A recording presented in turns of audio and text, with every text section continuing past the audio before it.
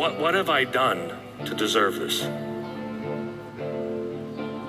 I was a new believer. I had certain verses that I was really struggling to understand, but really deeply holding on to. And he sets in place a divine plan to win us back. He empties himself of heavenly dignity and sends his one and only son, Jesus, to be with us and to wade into our mess.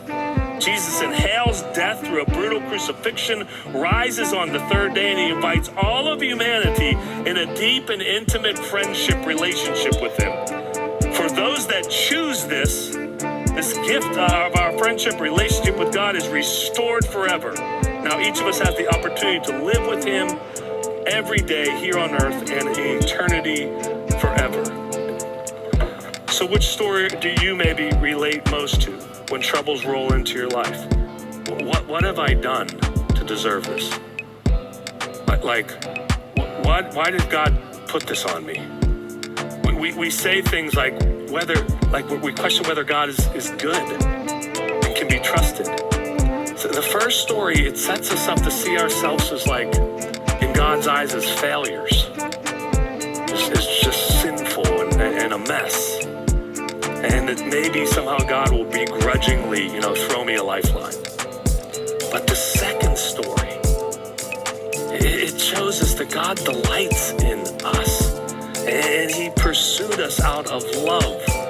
And he's way more interested in a daily walk of relationship than he is in some kind of one-time prayer of salvation. John 16:33, he's telling us to expect troubles. He's not sending them. He's not punishing us. It's just part of the world that we live in. And I choose to view God in times of trouble as a God of compassion, not a God of condemnation. And if you really absorb this text, what's going to happen is when those troubles roll in, for me, sometimes they knock me down. They shock me. But as soon as I'm over that, I turn to my friend and my Savior and my King, because I know he will see me through. There's another verse in Proverbs that's somewhat similar. It says, though the righteous fall 7 times, they rise again, but the wicked stumble when calamity strikes. The word fall there, it can mean to fail, but if you dig into it, it also can have this meaning of stricken. So it's though the believer or though the righteous fall or are stricken, they will rise. So the verse has a declaration and an assumption. I love the declaration. He sets in place a divine plan to win us back. He empties himself of heavenly dignity and sends his one and only son, Jesus, to be with us and to wade into our mess. Jesus inhales death through a brutal crucifixion, rises on the third day, and he invites all of humanity in a deep and intimate friendship relationship with him. For those that choose this gift of our friendship relationship with God is restored forever. Now each of us has the opportunity to live with him every day here on earth and in eternity forever.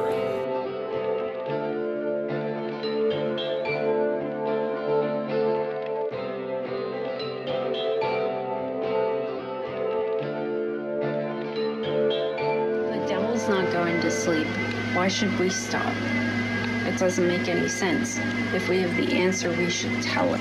We should share it.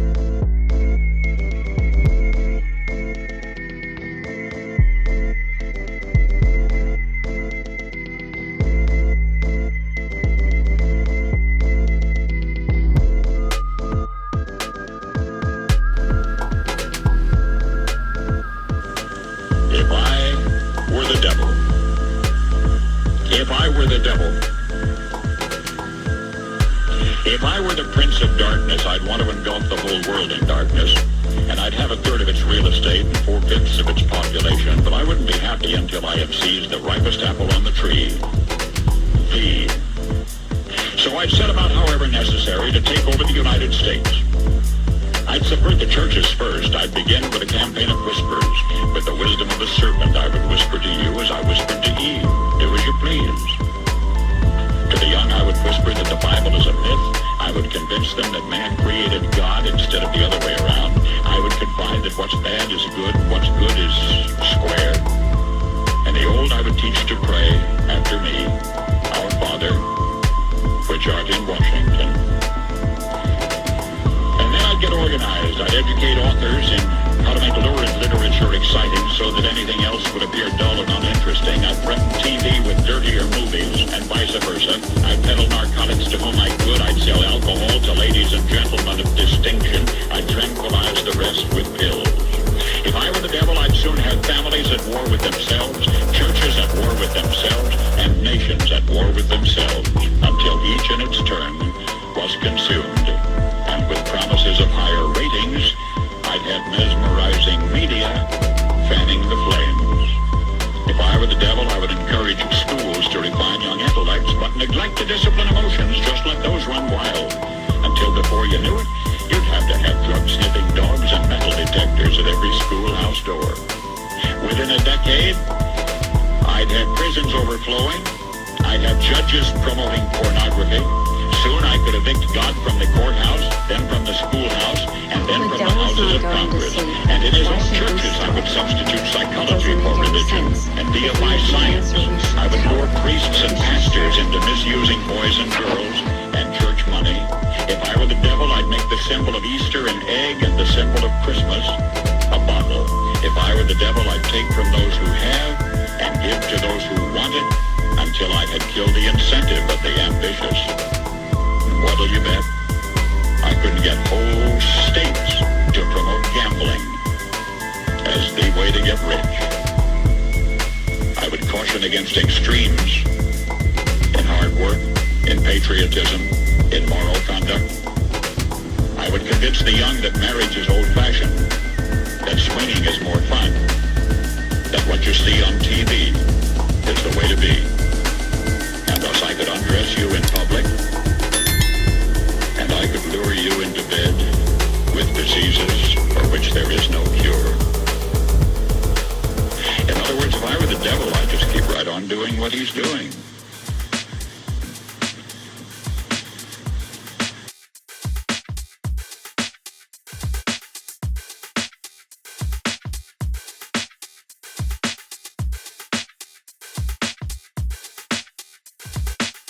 After this boy greeted Jesus, his family started laughing at him, thinking he was hallucinating, but then something unexpected happened. I'm sorry. I'm a bad kid. You're not.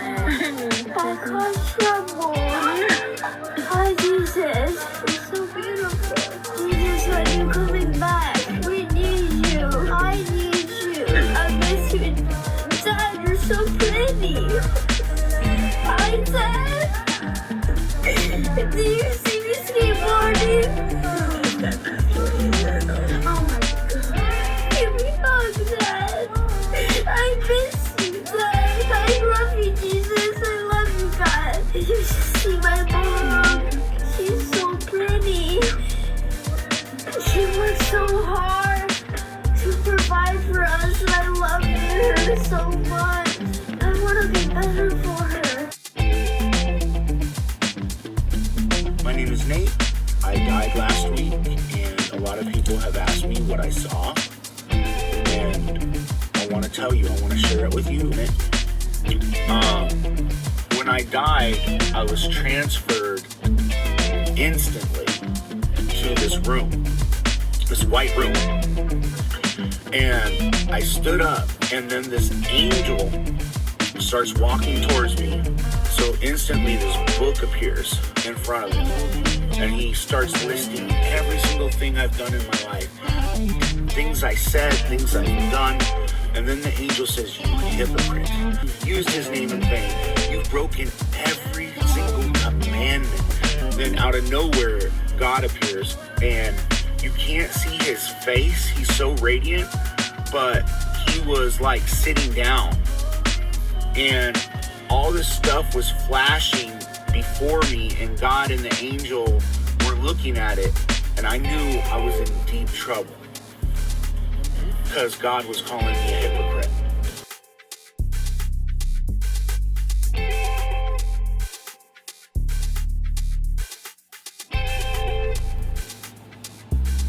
Watch this. Ultimate goal is to be famous, then you're gonna do a lot to get there, like sign your name in blood in a contract with the devil. I kind of sang about, what was going on in my life at 15, and that's how I got introduced to the music industry. I swear I wanted to be like the Amy Grant of music. Yeah. But it didn't work out, so I sold my soul to the devil. Well, needless to say, sold my soul. If I could go back, I never would have rapped. I sold my soul to the devil, I'll never get it back. I just want to leave. Do you record while the bus is moving, or does it have to come to a stop? Yeah, well, sometimes they don't want to, and they're, Gaga, we can't get, the frequency's weird, and, it's sounding a little bit strange, and I'm like, if you don't get this right now, I swear to Lucifer, I'm gonna, I get a little bit mad.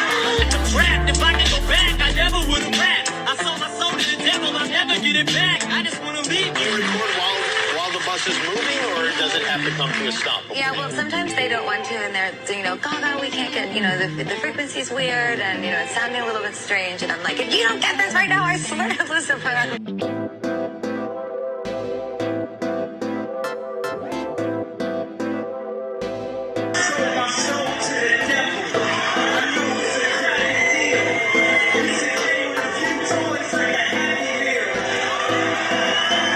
Why is your hand over your eye? Because I'm a devil worshiper. What are you talking about? All right, well, I have tickets to see the devil worshiper. Roman is a crazy boy who lives in me, and he says the things that I don't want to say. He was born, just a few months ago. I think he was born out of rage. He was conceived in rage. So he bashes everyone. He threatens to beat people, and he's violent. It must be nice to have like an ignorant loudmouth who you can just sort of blame He wants to be blamed. I don't want to blame him. I ask him to leave, but he can't.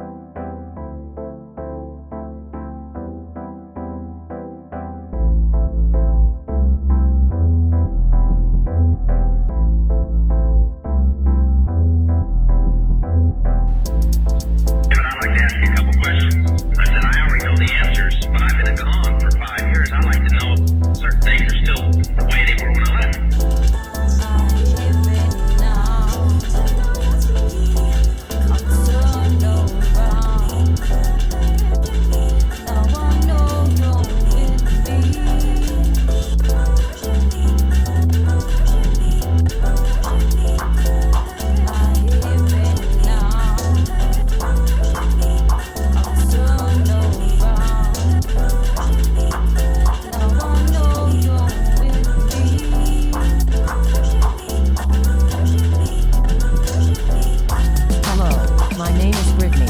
I have 2 orange cats. I have 2 orange cats. I have 2 orange cats. Orange cats. Oranja Kaya. Ka-la-la-la-la-la-la-la-la-la. And a bonsai tree.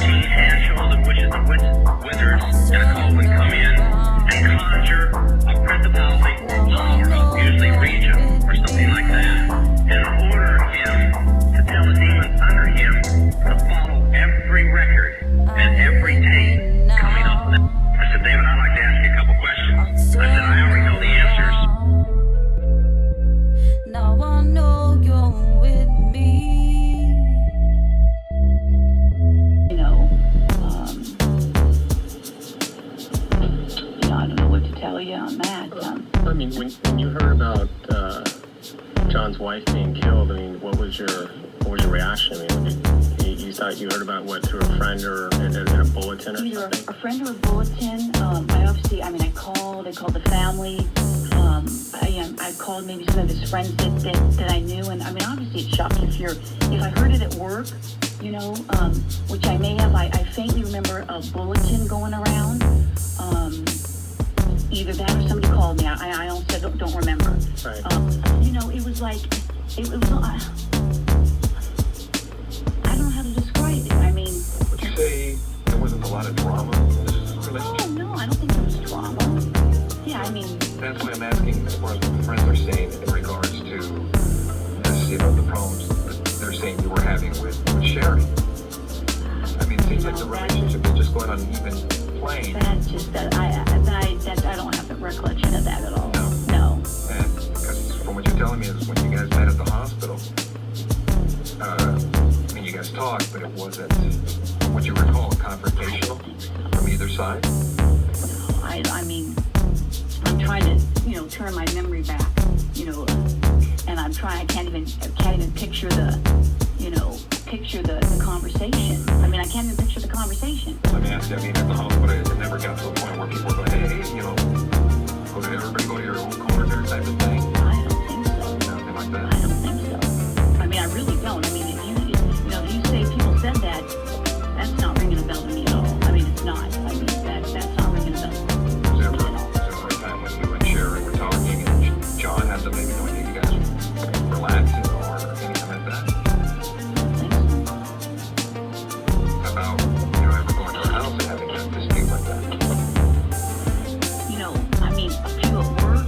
fights at work are kind of different because we've all had uses of force or whatever. But I mean, having a lot of those. Right, but if you're actually, I mean, I played. like if Dan and I got mad at each other and we threw blows in the squad room, I mean, 20 years later, I would remember it. I mean, I would think I would remember it, but that's what I'm saying. That's not sounding familiar to me at all. I mean, Let me ask you, I mean, now I I'm thinking I probably need to talk to a lawyer.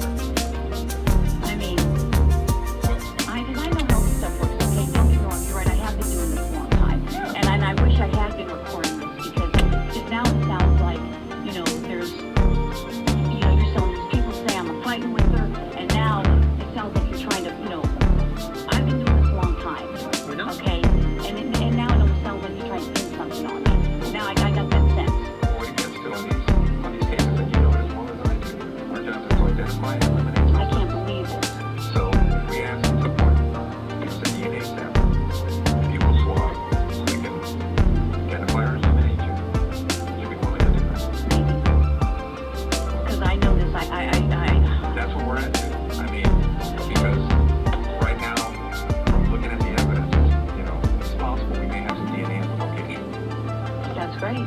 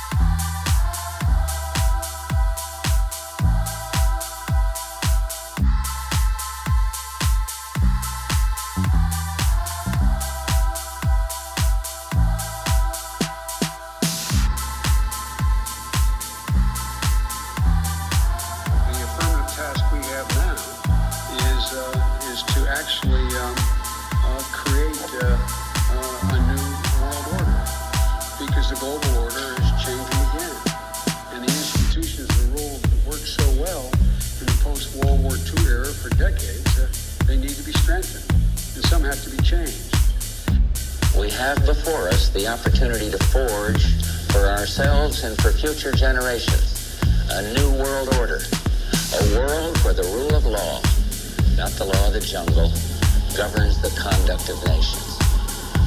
When we are successful, and we will be, we have a real chance at this new world order, an order in which a credible United Nations can use its peacekeeping role to fulfill the promise and vision of the UN's founders.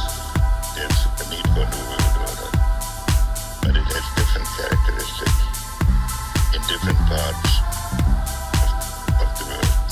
Never before has a new world order had to be assembled from so many different perceptions, or on so global a scale. Nor has any previous order had to combine the attributes of the historic balance of power system with global democratic opinion and the exploding technology of the contemporary period.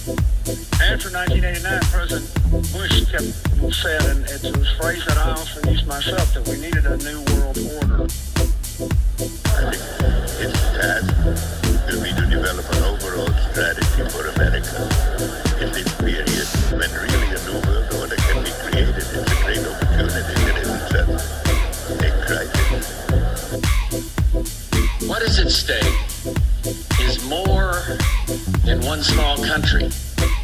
It is is a big idea, a new world order where diverse nations are drawn together in common cause to achieve the universal aspirations of mankind: peace and security, freedom, and the rule of law. Such is a world worthy of our struggle and worthy of our children's future. So, in conclusion, ladies and gentlemen, a new world is emerging. It is a new world order with significantly different and radically new challenges. And the hope that each of us has to build a new world order. And I strongly believe India will be a central actor in the new world order. This week, people can release the findings of a poll on how much Americans believe in conspiracy theories. That's where we got our lizard people numbers from.